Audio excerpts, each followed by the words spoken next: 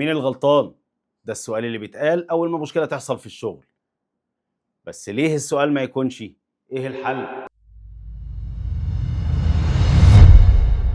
في بعض بيئات العمل المشكلة مش في الخطأ نفسه إنه يحصل، المشكلة في البحث السريع عن شخص نلومه. فين يا جماعة كبش الفدا؟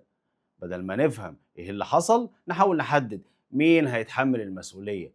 ثقافة تحميل الأخطاء بتخلي كل واحد همه الأول يحمي ظهره ويجهز الأعذار بدل ما يركز في الشغل نفسه، بدل ما يفكر في الحل الحقيقي.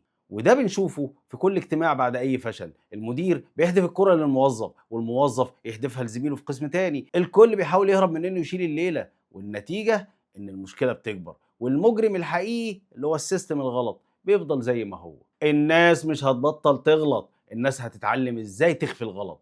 البيئة اللي بتدور على كبش الفدا هي بيئة بتعلم الناس الكذب والهروب، مش بتعلمهم النجاح. في آية في القرآن الكريم بتقول ولا تزر وازرة وزر أخرى. ربنا بيعلمنا مبدأ العدل والمسؤولية الفردية.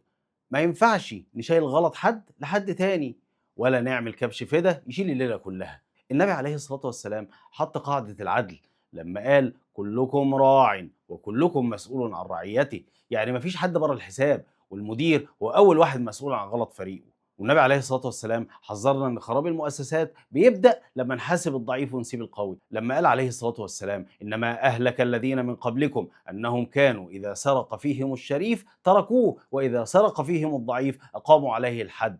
الوعي هنا ان المسؤولية شجاعة مش هروب. الوعي المهني الحقيقي هو تحمل المسؤولية.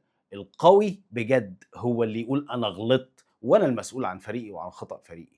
لما نبطل ندور على ضحية ونبدأ ندور على حل بنبني ثقة، بنخلي الناس تخاف على المكان مش تخاف من المكان.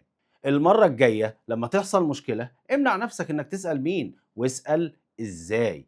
ركز طاقتك في الحل مش في الاتهام، وشوف الروح في فريقك هتتغير ازاي. الغلط هيحصل لكن ثقافة اللوم هتخليه متكرر.